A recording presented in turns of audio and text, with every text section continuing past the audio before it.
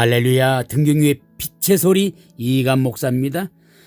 성탄쯤에서 말씀을 전하겠는데요. 누가복음 2장 1절로 14절의 말씀입니다. 요지되는 말씀만 전체 못 읽어드리고 요지되는 말씀만 읽어드릴게요. 천하로 다 호적하라. 베들레헴이라 하는 다윗의 동네로 맏아들을 낳아 강보로 싸서 구에 누였으니 이는 사고 안에 있을 곳이 없음이라. 오늘 다윗의 동네에 너희를 위하여 구주가 나셨으니 곧 그리스도 주시니라. 아멘. 이 말씀을 통하여 예수님이 오신 이유를 알려드리겠습니다 라는 제목으로 잠깐 말씀을 나누겠습니다. 할렐루야. 이 즐거운 성탄절을 경합니다. 축하합니다. 허다한 천군이 천사와 함께 있어 가로되 지극히 높은 곳에서는 하나님께 영광이요 기뻐하심을 입은 사람들 중에 평화로다. 아멘. 천사들이, 천군 천사들이 이렇게 하나님을 찬양했어요. 저도 천군 천사에게 뒤질세라 시간 404장을 찬양 올려드리면서 말씀의 문을 열겠습니다. 그 크신 하나님의 사랑 말로 다 형용 못하네.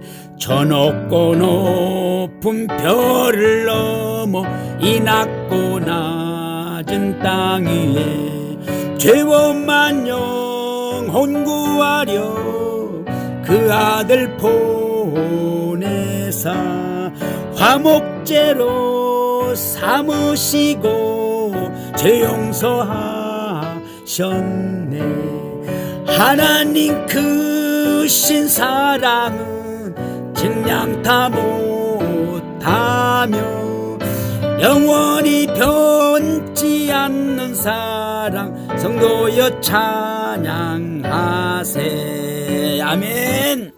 우리가 하나님 아버지의 사랑을 말로 형할 수 없는 것은 그 아들 예수님을 저 높은 그 높은 영광의 보좌에서 그 천국에서 우주를 지나 수억만 개의 별들을 지나서 5만 억광년이 넘는 이곳 이 낮은 세상 죄악 세상까지 우리 인간 세상에 죄범한 영들을 홍구하려고 그 아들을 보내주셨다는 겁니다. 화목제물로 보내주셨다는 것입니다. 아멘. 예수님이 이 세상에 오신 것은요 하나님의 사랑이 아니고는 도저히 불가능한 아주 신비로운 사건입니다. 또한 우리가 하늘을 두루마리 삼고 바다를 먹물 삼아서 다 기록한다 하더라도 그 은혜의 사건을 우리가 기록할 수가 없는 겁니다. 주님이 계시는 저 천국과 이 지구는 좀 가까운 거리야지요. 좀 가까운 거리야죠. 무려 천국과 이 지구는요 5만 억광년의 거리랍니다. 그 거리가 우리가 상상할 수 없는 거리입니다. 상상할 수 없는 거리예요.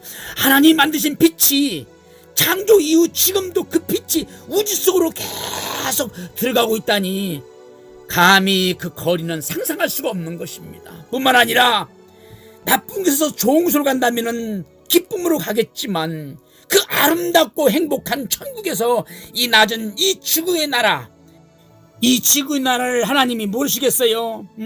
전능하신 주님이 모르시겠어요? 당신이 만드신 이 세상이 지금 얼마나 더럽고 추하고 얼마나 악한 곳인지 모르시겠어요?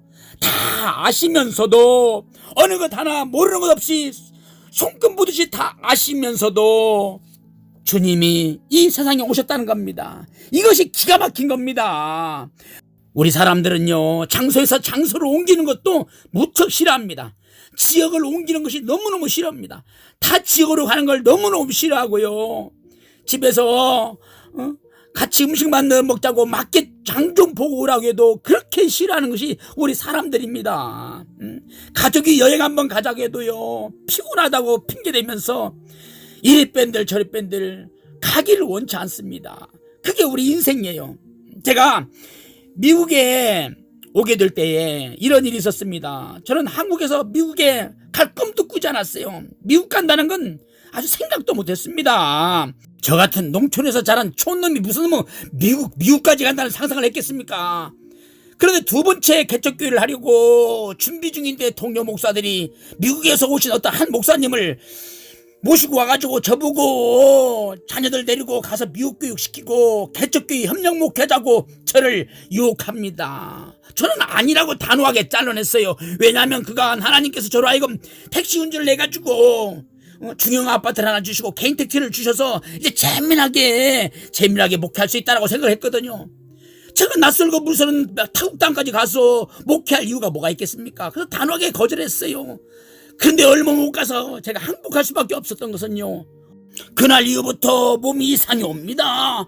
감기 기운 같기도 하고 하여튼 몸살 같기도 하고 이상해요. 그렇더만 점점점 몸에 열이 오르고 열병이 오는데 낮에는 그래도 괜찮다가 밤이면 밤마다 저를 잡아 돌립니다.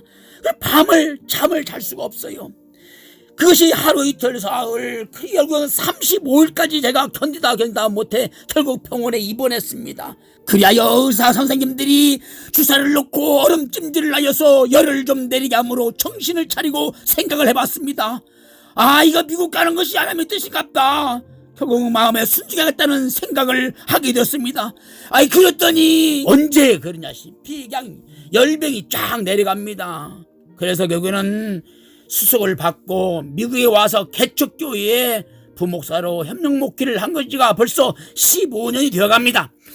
아마도 예수님께서 하나님 아버지께서 말씀하실 때 아들 예수야 너 저 지구 별나라에 가서 인간 세상에 가서 그들을 구원해야겠구나 할 때에 아버지 저 가기 싫습니다. 저 몹쓸 죄인들을 위해서 제가 십자가에 못 박혀 죽기 싫습니다 하여 아버지 하나님께서 예수님을 열병으로 고통을 주어가지고 어쩔 수 없이 오신 것이 아니지 않습니까? 예수님께서는요 고린도서 1장 19절의 말씀을 보니까 하나님의 뜻에 무조건 아멘 예 하셨다는 말씀입니다. 이 말씀을 대독해드리면 우리 곧 나와 실루아노와 디모데로 말미암아 너희 가운데 전파된 하나님의 아들 예수 그리스도는 예하고 아니라함이 되지 아니하였으니 저에게는 예만 되었느니라 라고 말씀했고요. 요한계시록 3장 14절에도 말씀하기를 라우디아 교회의 사자에게 편지하기를 아멘이시오 라고 말씀했어요. 오직 예수님은요 아멘입니다. 오직 하나님 아버지께서 말씀하실 때 그 뜻에 따라서 아멘하여 순종함으로써 이 세상에 우리를 구원하시려고 구세주로 오신 줄 믿으시면 아멘 하시기 바랍니다. 아멘 아멘. 그런데 말입니다. 우리를 구원하러 오신 예수님의 그 위대함이 뭐냐면요, 예수님이 이 세상에 오시는 것은 우리 인간들처럼 앞으로 무슨 일이 일어날지 모르고 오신 것이 아니라는 겁니다. 뭘 모르고 오신 것이 아니라 다 알고 오신 거예요. 세상에 가서 무슨 일을 만날는지, 지셔야 할 십자가 고통이 얼마나 고통스러운 것인지 알고 오셨다는 것에 대해서 위대한 겁니다. 또한 위에서 아래로 내려오셨다는 것이 위대하신 것입니다. 여러분, 사람이 올라갈 때는요 기분이 좋습니다. 사람이 나를 높여주거나 진급이 되거나 할 때 올라갈 때는 너무너무 좋은 거예요. 그러나 아래로 떨어질 때는 낭바할 때는요 기가 막히게 고통스러운 겁니다. 그렇고 슬프고 자포자기하고 싶은 겁니다. 그런데요 바로 예수님께서는 저 좋은 천국 위에서 이 낮고 천한 이 죄악 세상으로 온갖 고통이 기다리는 곳으로 내려오셨다는 것, 이것이 알고 보면 위대한 것입니다. 할렐루야, 위대한 거예요. 그래서 오스기니스의 그 기독교의 변증학자는요 생명이란 그 쓴 책에서 이런 말 합니다.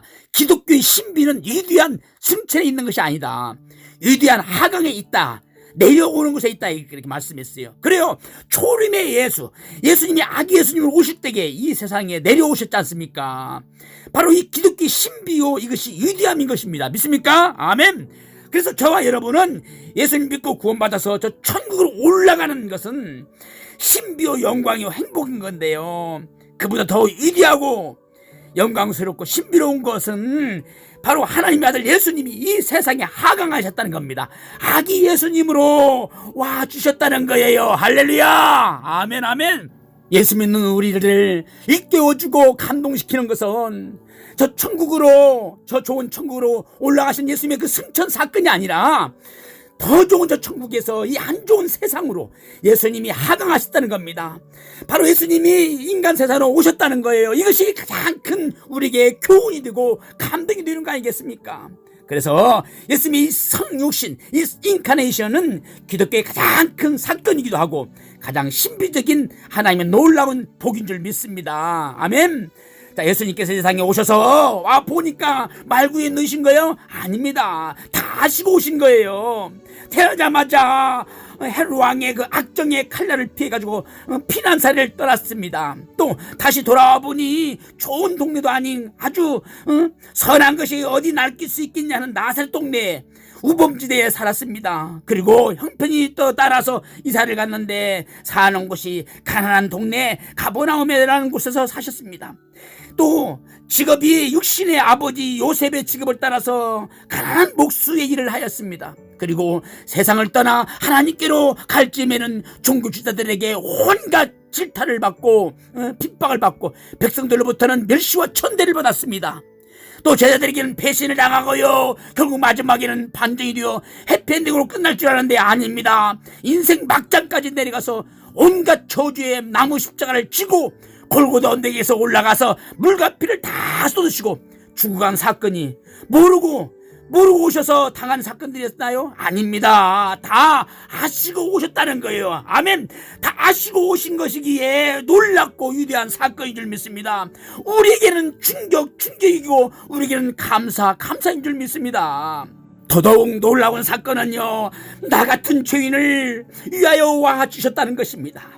더 놀라운 사건이 아니겠습니까? 그래서 이 시간에 우리 예수님에게 여쭤보고 싶은 거 있어요. 왜 이 세상, 이 더럽고 추한 이 세상에 오셨습니까?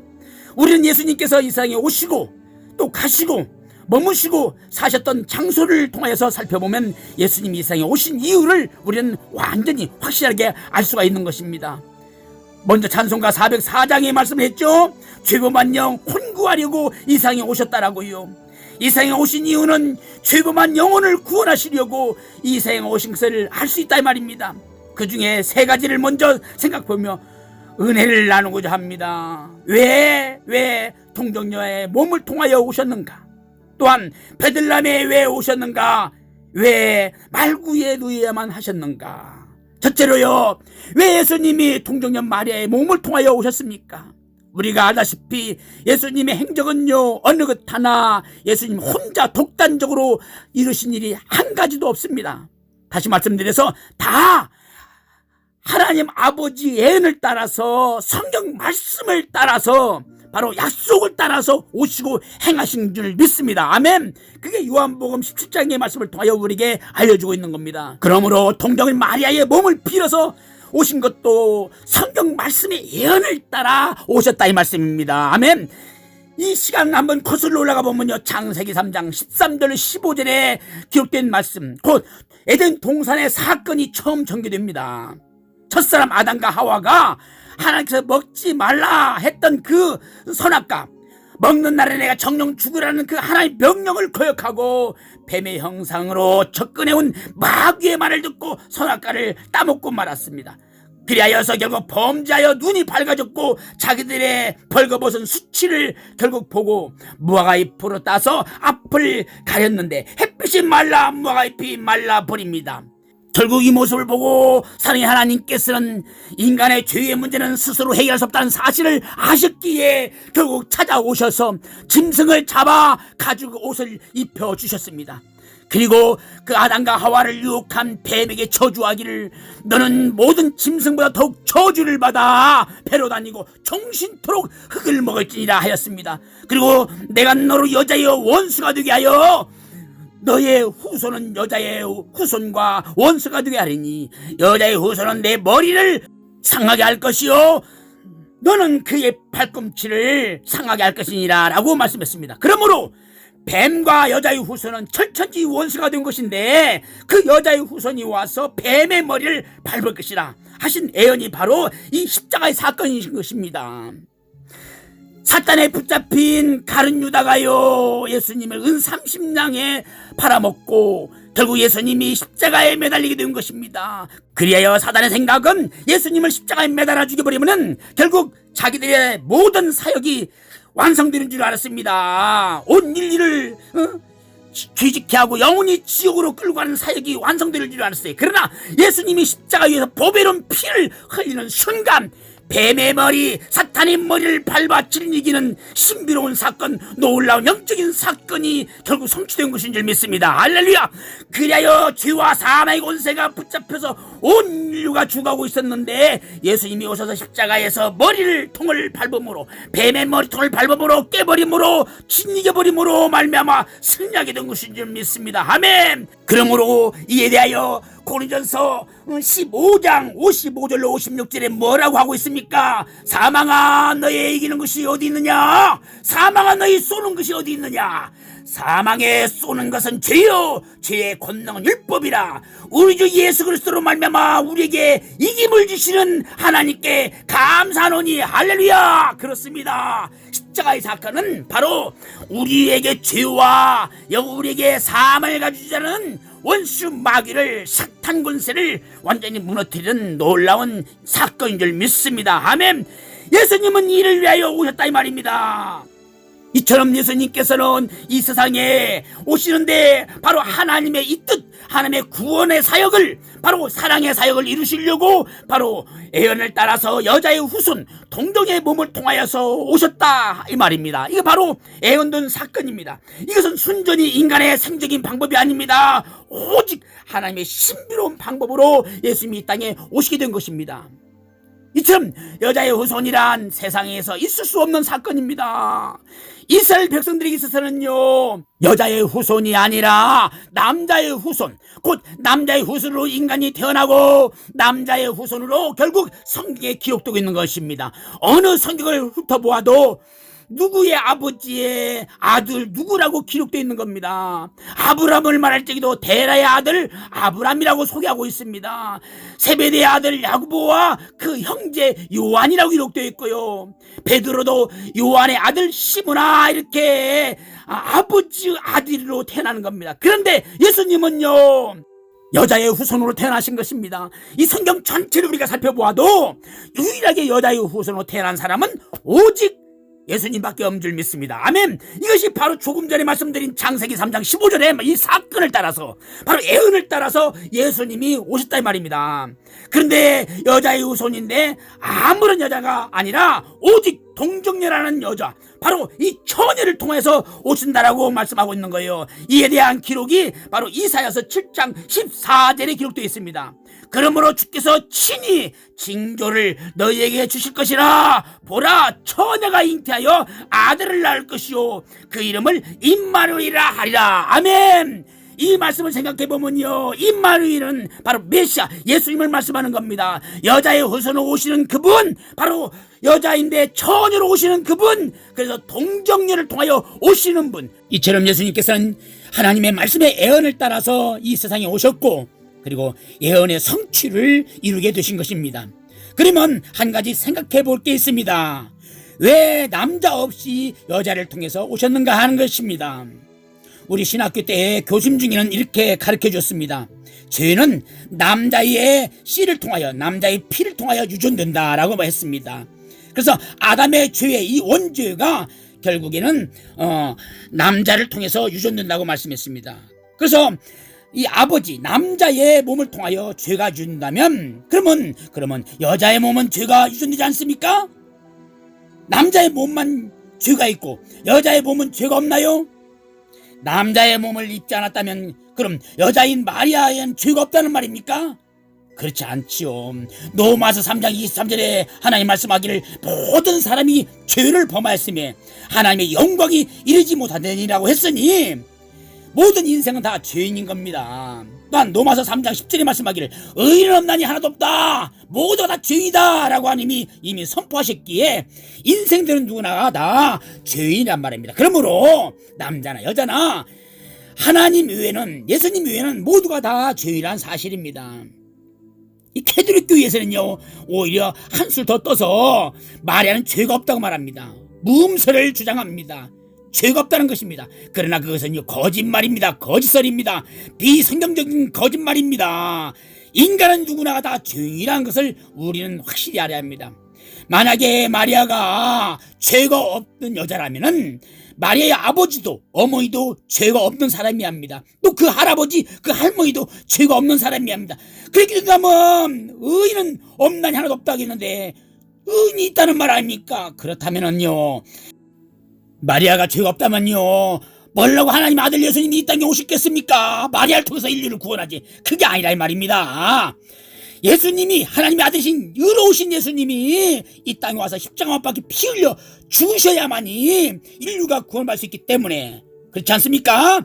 예수님이 동정녀의 마리아의 몸을 빌어서 이 땅에 인류를 구원하려고 오신 것입니다. 아멘.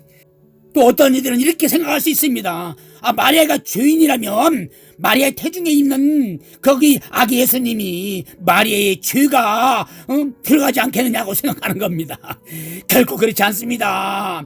하나님은 인간의 죄를요 사해주시고 없애주시고 깨끗게 하시는 분이 그런 능력자시지, 인간의 죄로 인하여 물들어버리고 지배당하고 영향을 받는 그런 분이 아니라 이 말입니다. 여러분, 빛이 어둠에 영향을 받습니까? 예수님 빛이라기는데 빛이 어둠에 영향을 받느냐고요. 참빛으로 오신 예수님은요 거짓 어둠에 영향을 받지 않습니다. 어둠은요 빛이 오는 순간 순식간에 사라진 거 아니겠습니까? 아멘. 빛과 어둠이요 섞일 수도 없고요 기름과 물이 섞일 수 없듯이 인간의 죄가 하나님의 의에 섞일 수가 없는 겁니다. 도리어 하나님의 의가 죄를 용서하고 사하고 없애주는 그러한 역사가 있지 않습니까? 믿습니까? 그리하여 예수님께서는 동정녀 마리아의 몸을 빌어서 남자가 필요 없이 성령으로 잉태하여서 예수님이 하나님의 방법으로 구세주가 되어 땅에 오신 줄 믿습니다. 아멘. 이것이 인간의 방법이 아니라 하나님 방법이라 이 말입니다. 그래서 예수님은 완전한 인간이요 완전한 신으로서 하나님으로서 오신 겁니다. 할렐루야. 그래서 예수님께서는 이 죄악의 세상에 인간의 몸을 입고 오셨지만서도 결국 인간의 죄를 이기시고 인간의 죄를 해결하시고 이 구원을 베풀어 주셨다 이 말입니다. 할렐루야. 그래서 동정녀의 몸은 빌어서 태어났으니 히브리서 4장 15절의 말씀대로 우리에게 있는 대제사장은 예수님은 우리 연약함을 동정하지 못하실 리가 아니요 모든 일에 우리가 똑같이 시험을 받으신 이로되 죄는 없으시니라. 아멘. 예수님은 죄가 없으신 분입니다. 죄가 없는 분으로서 죄 있는 우리 인간과 똑같이 사셨지만 그러나 죄와는 아무런 상관이 없는 분입니다. 그래서 100% 인간이요 100% 신이 누구예요? 바로 구세주이신 예수님인 줄 믿습니다. 그래서 동정녀의 몸을 빌어서 이 세상에 오신 겁니다. 할렐루야. 두 번째로 왜 베들레헴 동네에 오셨냐는 것입니다. 본문의 말씀인 1절 7절까지의 말씀을 보면 그 당시 시저가 바로 아우구스토입니다. 전 식민지 나라의 인구 조사를 하라고 했습니다. 인구가 얼마인지 자기들이 지배하고 있는 나라들이 얼마나 인구가 있는지 그걸 알아보고 싶어 했던 겁니다. 그래서 자기의 본적지로 가서 호적을 하라고 계엄령을 선포한 겁니다. 그리하여 요셉은 살기는 나살 동네에 살았지만 열이 걸리는 베들레헴에 가게 된 것입니다. 요셉의 고향이 베들레헴이었기 때문입니다. 그 베들레헴은요 다윗 왕의 동네에 있기도 하고 유다 족속의 본적지였습니다. 그래서 요셉은 임산부인 아내인 이 만삭된 마리아를 함께 바로 본적지인 베들레헴으로 가게 된 것입니다. 이러한 사건의 기록은 그냥 그 시대에 그냥 있었던 자그마한 사회적인 작은 그냥 이슈, 작은 뉴스입니다. 그러나 우리 믿음의 사람들은요 바로 아우구스토 이 시저가 한 이 명령으로 인해서 그 사건에 전개된 것이 아니라 바로 메시아가 그곳에 태어나야 하기 때문에 메시아를 잉태한 요셉의 부부가 그곳으로 가게 된 것으로 우리는 봐야 하는 것입니다. 아멘. 그래서 세상 사람들은 이 사건을 그냥 육신적인 그냥 한 역사로 간주하고 있지만 바로 우리가 알고 보면요 하나님께서 시저된 바로 아우구스토의 그 마음을 움직여서 요셉의 부부로 하여금 바로 그 백성된 각자의 자기 고향으로 가게 이동시키게 한 것입니다. 그곳 베들레헴으로 가게 한 것이에요. 이것이 믿음의 사람들이 보는 세상의 역사적인 관점인 것입니다. 믿습니까? 그러나 이 또한 결국 하나님의 예언의 말씀에 성취인 것입니다. 이 미가서 5장 2절을 통하여 하나님이 말씀하신 그 예언인데요. 베들레헴 에브라다야, 너는 유다 족속 중에 작을지라도 이스라엘을 다스릴 자가 내게서 내게로 나올 것이라. 그의 근본은 상고에 영원에 있느니라. 아멘. 하나님의 역사가 기가 막히지 않습니까? 바로 이스라엘 백성에게 로마 제국의 지배하에서 장차 이스라엘을 다스릴 대망 사상이 있었습니다. 그들이 꿈꾸는 메시아, 그리고 성경에서 예언해 놓은 메시아는 어떤 분이어야 한다면 첫째로 베들레헴에서 태어나야 했습니다. 미가서 5장 2절의 말씀처럼 베들레헴에서 태어나야 했고요. 두 번째로 태어난 사람은 바로 유다 족속이어야 했습니다. 또한 세 번째로 또한 유다 족속 중에 아무나가 아니라 바로 다윗 집안에서 태어나야 했습니다. 유다 족속에서 나면서 다윗 집안이하고 베들레헴에서 태어난 사람이 바로 곧 메시아란 것입니다. 이것이 하나님의 계획이었고 하나님의 입에서 나간 예언의 말씀이었기 때문에 바로 하나님께서는 때가 되매 역사를 움직여서 아구스토 시저를 통하여 그의 마음을 움직여서 결국 로마 제국의 식민지에 있는 나라들마다 인구조사를 해서 그때 요셉과 마리아를 임신시켜 정확히 때를 맞춰 가게 한 것입니다. 할렐루야. 이 놀라운 사건은요, 예수님의 예언을 완전히 충족시키는 사건이 아니겠습니까? 예수님의 육신의 부모였던 요셉과 마리아는 두 분 다 유다 족속이요 다윗의 혈통을 이어받은 자였습니다. 그리고 베들레헴이 본적지였습니다. 그러므로 예수님은 또한 예언을 따라 예언대로 오시게 된 겁니다. 우리의 구세주요 메시아가 된 겁니다. 예수님은 다윗 왕의 가문을 왔지만 그는 장차 다스릴 자였습니다. 다윗보다 먼저 계신 분이었다 이 말이요. 예수님은 근본 상고였다 이 말입니다. 옛날 애적 영원 전에 계셨던 바로 신이라 이 말입니다. 곧 하늘에 오신 하나님의 아들이라 이 말입니다. 그 하나님의 아들이 인간의 육신을 입어야만이 피 흘려서 인류를 구원할 수 있는데 바로 하나님의 예언을 따라서 바로 다윗의 혈통과 유다의 족속의 가문을 통하여서 그 지역을 따라 베들레헴의 지역을 따라 이 땅에 바로 구세주로 오셨다 이 말입니다. 할렐루야. 자, 이처럼 예수님께서 베들레헴 지역에 오셨는데 더 기가 막힌 것은요, 놀라운 영적인 사실은요 다름이 아니라 베들레헴이란 뜻입니다. 베들레헴이란 뜻을 살펴보면요, 헬라말로 바로 집이란 뜻입니다. 집이란 뜻이 담겨 있어요. 그리고 레헴이란 말은요, 빵, 떡, 밥이란 뜻이 담겨 있습니다. 그래서 베들레헴이란 떡집의 빵이란 뜻입니다. 빵집의 떡이라 이 말입니다. 그러므로 베들레헴의 떡은 누구를 말하는 거예요? 바로 예수님을 말씀하는 겁니다. 예수님은요 떡집의 떡으로 태어나신 겁니다. 할렐루야.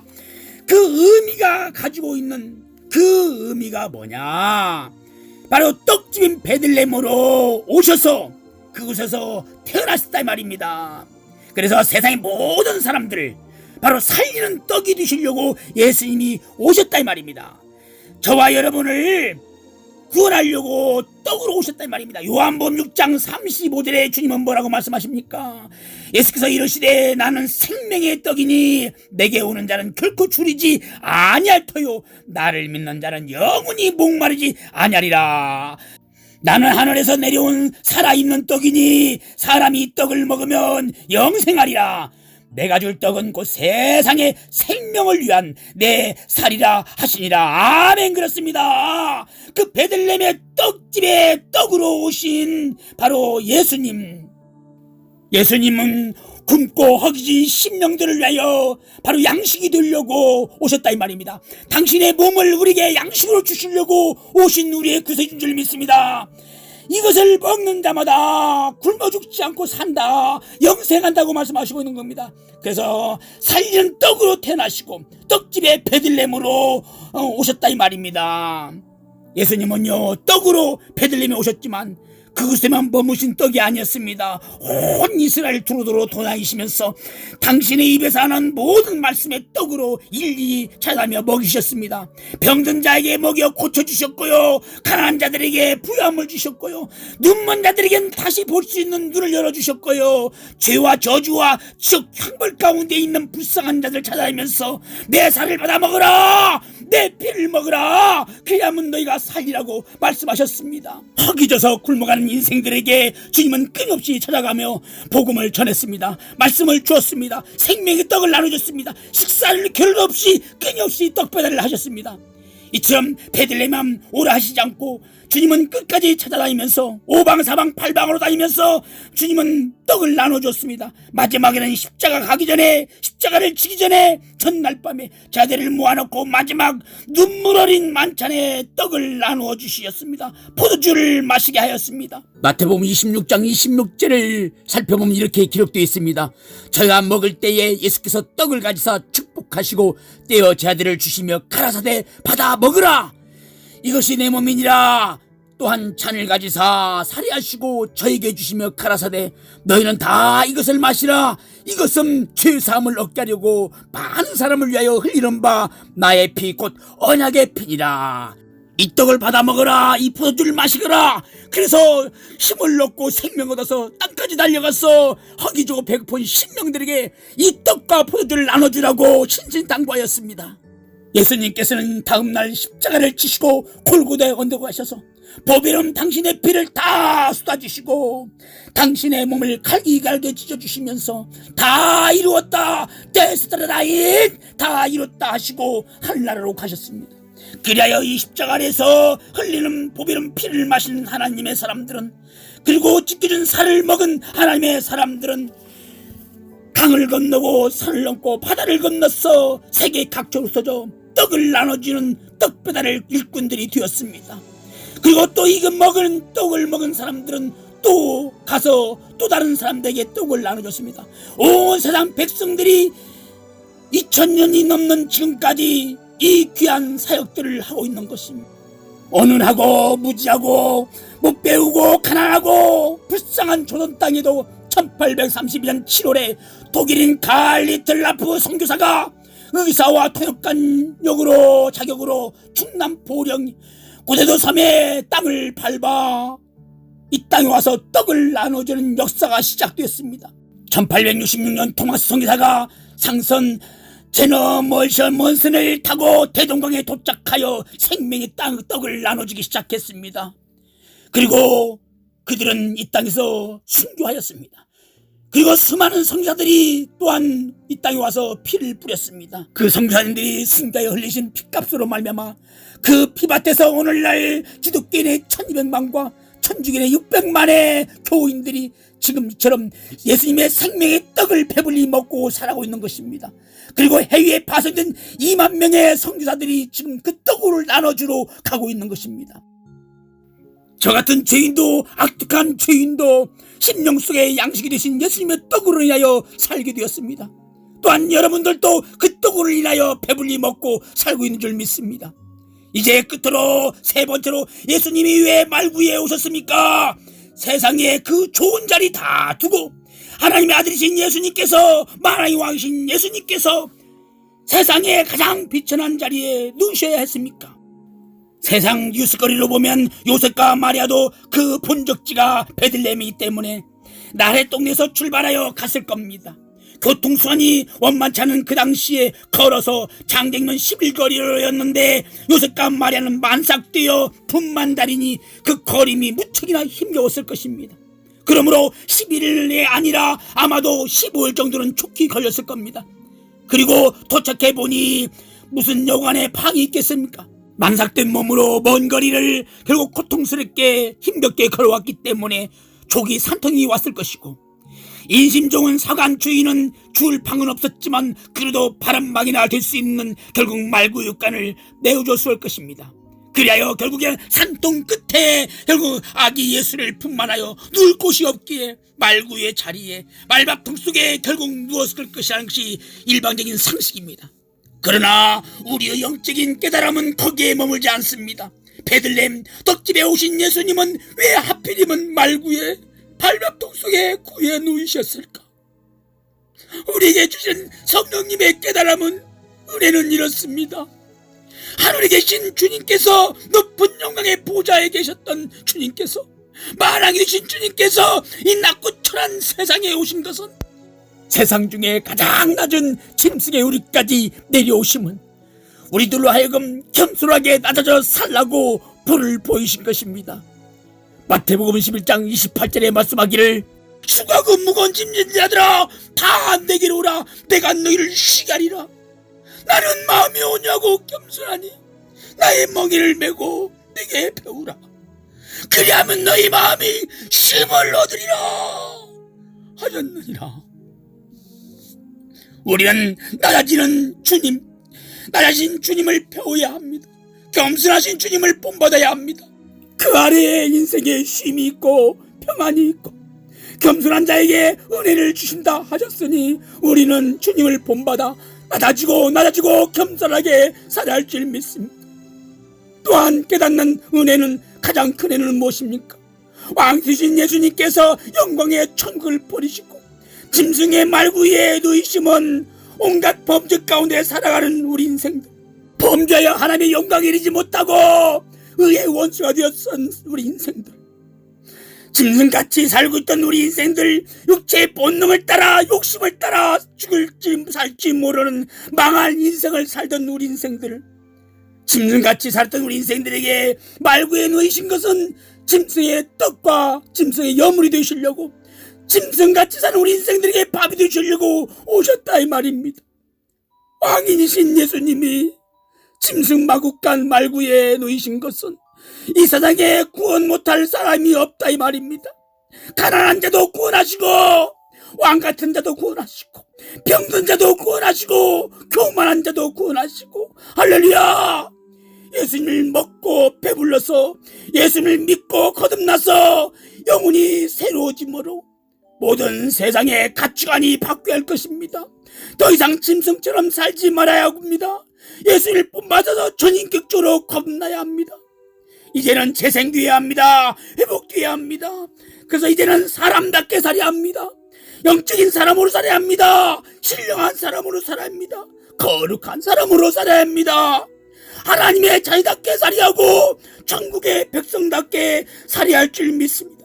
이러한 은혜가 하나님 아버지 예언을 따라오셨고 예언을 성취하신 예수님의 구원의 은혜로 인하여 매일매일 기쁘고 감사하고 행복하게 살아가시길 바랍니다.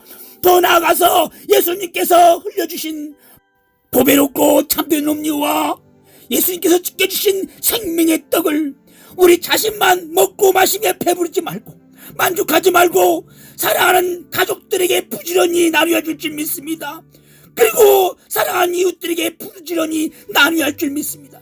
땅까지 달려가서 부지런히 나눠주셔야 할 줄 믿습니다.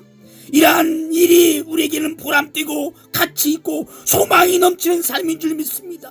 이 귀한 사명을 위하여 살고자 하는 여러분의 생애 위에, 저의 생애 위에 성령님의 강구하시는 권능의 역사가 함께하기를 우리를 권하신 존귀하신 주님의 이름으로 간절히 축원합니다. 할렐루야! 주님께 영광!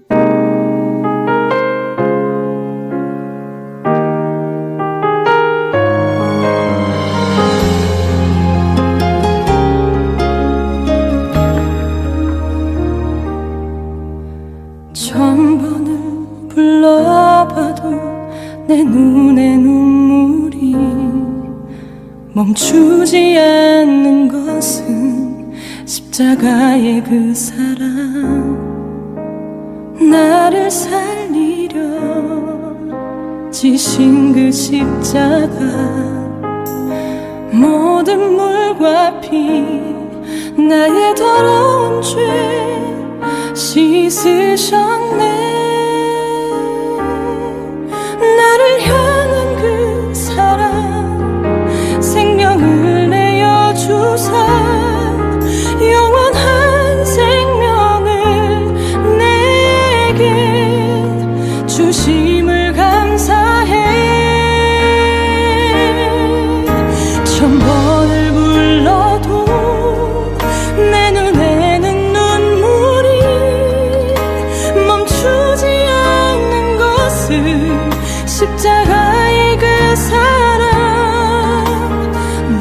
나를 살리려 하늘 보좌 버리신 나를 사랑하신 분 그분이 예수요.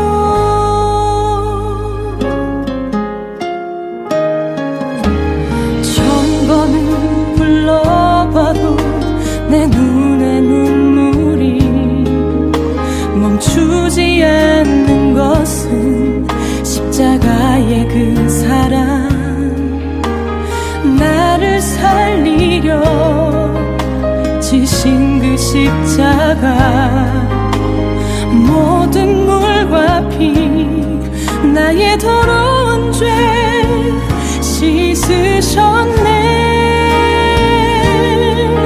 나를 향한 그 사랑 생명을 내어 주사 영원한 생명을 내게 주심을 감사해.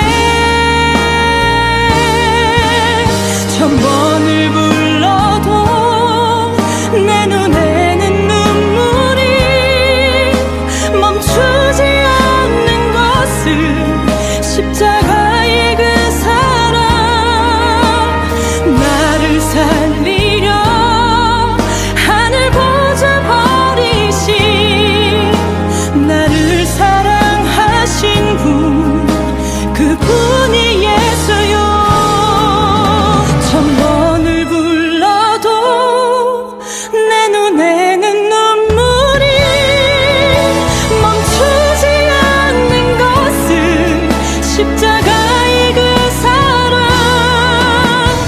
나를 살리려 하늘 보좌 버리신 나를 사랑하신 분 그분이 예수요. 나를 사랑하신 분 그분이 예수요.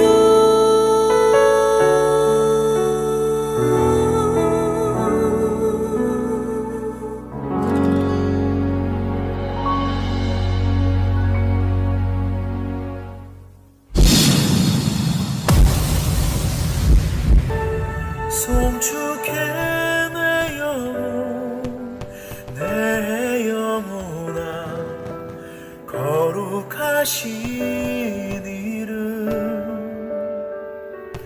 이전에 없었던 노래로 나 주님을 경배해.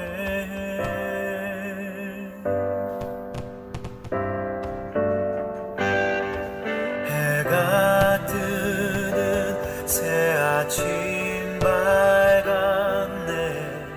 이제 다시 주님 찬양. 무슨 일이나 어떤 일이 내게 놓여도 저녁이 올 때 나는 노래해.